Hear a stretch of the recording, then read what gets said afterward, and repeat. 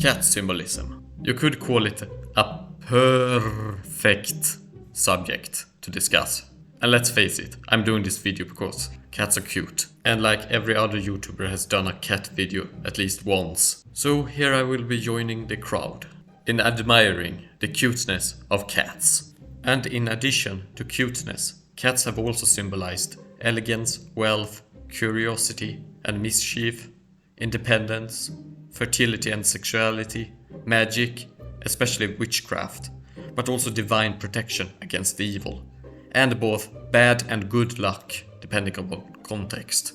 And survival, as you might be familiar with the saying that cats have 9 lives, which stems probably from the fact that cats have the skills to get themselves out of danger and survive high falls.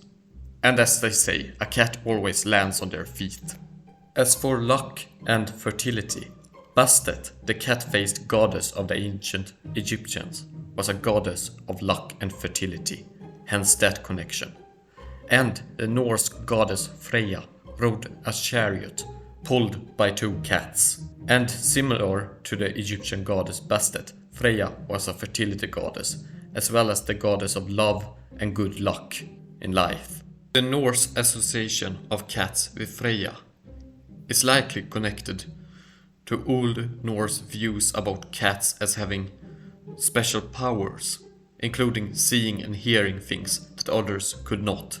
In addition, they saw the cat as a symbol of the divine feminine, of female power, of protecting the household from those that would hurt it, like mice and rats. In Hinduism, the goddess Shashti rides a cat. She closely resembles the Egyptian and Norse goddesses of Bastet and Freya, because she is also a goddess of fertility like them, as well as a goddess of hidden meanings and childlike, playful curiosity. A stark contrast to the European expression of curiosity killed the cat, where cat-like curiosity is viewed as something negative, rather than something joyous and youthful. Continuing with Hinduism, the Mahabharata tells the tale of a cat named Lomasa and a mouse named Palita, who helped each other against various threats in a tale regarding circumstances and friendship. Speaking about named cats, in Arabic Islamic traditions, you have the cat Mu'izza, the cat of the Prophet Muhammad himself. Though Mu'izza is not found in the primary sources of the Quran, Sirah, or commonly accessible hadiths, but primarily found in Arabic Islamic common folklore. Yet much more attested in the sources is that one of Muhammad's closest companions was known as Abu Huraira, literally the father of the kitten, for his attachment to cats and his love of cats. And in many traditional views of cats in the Arabic Islamic world is that cats are said to scare away jinn, the fire spirits and demons of Islamic Arabic traditions. And just like they scare away mouses and rats and protect Qurans from being eaten by these vermins, cats in the Arabic Islamic world were and are believed to protect against evil. And this is why, for example, the Mamluk Sultan Baybars in the medieval period actually built a cat garden for cats to gather and be treated with the utmost care, as it was believed that treating the cats well would result in a protection of the realm from evil. Speaking about the medieval period, European contemporaries during the medieval ages and also later held a very different attitude towards cats from the Islamic world, at times killing them under papal decree as they were associated with paganism, improper sexual behavior and witches for most of Europe. And these associations are why bad luck is such a thing associated with black cats in European tradition. This is why there is this belief that you can get cursed by their witchcraft when they pass you. This belief of cats being associated with witchcraft has persisted for quite a long time and is exemplified in the Great Cat Massacre that happened in the 1730s Paris, France, where, as described by the historian Robert Darnton, striking apprentice printers as a form of workers' protest against their masters, found cats guilty of witchcraft and sentenced them to death by hanging.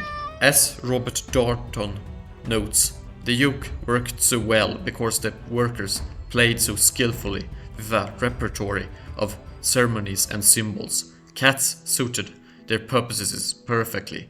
By smashing the spine of La Grise, the cat, they called the master's wife a witch and a slut, while at the same time making the master into a cuckold and a fool.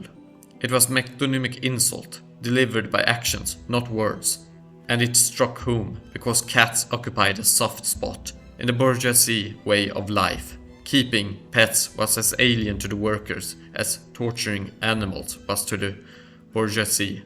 Trapped between incompatible sensitivities, the cats had the worst of both worlds. The wife of the apprentice's master had been very fond of these cats, and thus attacking the cats were a way of attacking the master through his wife. And cats became, in this workers' protest struggle, a symbol of wealth, as animals as pets was only kept by the rich people in cities in the times before industrialization. In addition, girls and women that loved cats were also seen as loose. Referring to women as cats or as loving cats was a way to imply sexual misconduct, as cats were associated with sexual misbehavior. This is why the names and words for cats in several languages, English included, are referred to with certain words connected to certain parts of the body, or professions or acts that I will not be mentioning here. But these ideas about cats combined and led to the massacre of several cats in 18th century Paris. Normally I do lots of videos about serious topics, such as deaths and tragic events through history. So I decided to combine it with a cat video. I hope that this last part about this cat massacre was not too macabre for you, my viewers. But suffice to say, cats have had a lot of symbolism associated with them throughout various cultures and times in history, and I wanted to demonstrate that. I hope you have enjoyed this video.